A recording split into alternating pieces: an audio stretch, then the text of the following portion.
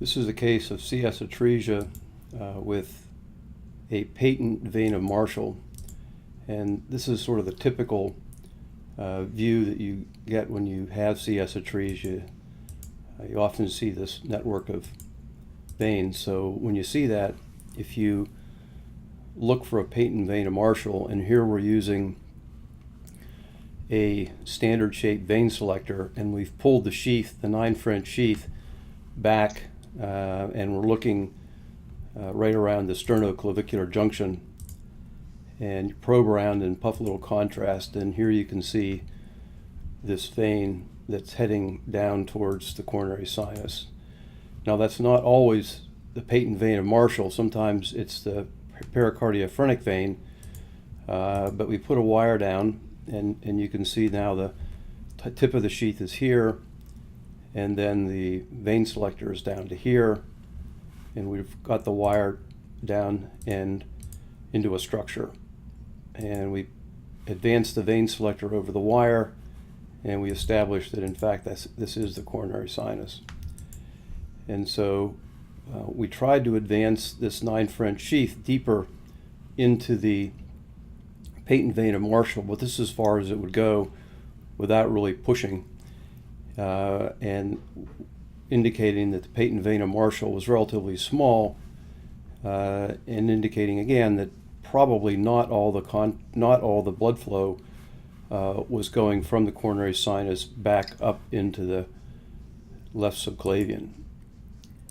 So we put a balloon down and did a balloon venogram, and you can see here's the CS Atresia, here's Vuessen's valve area, here's where the patent vein of Marshall enters the CS, and then we have the great cardiac vein above Vuessen's valve. And there's a tortuous target vein up here, and we're not really seeing much down below. So we did an LAO venogram of the same patient, and you can see now, if you look over here, there's contrast flowing out into an atrial structure. And we then were able to advance a wire down into a vein down below. And initially we thought it was the middle cardiac vein, but when we cannulated it with a vein selector, we determined that it was actually a low posterolateral, and we were able to advance a wire using the vein selector through the collaterals, back up into this tortuous vein, and back into the coronary sinus.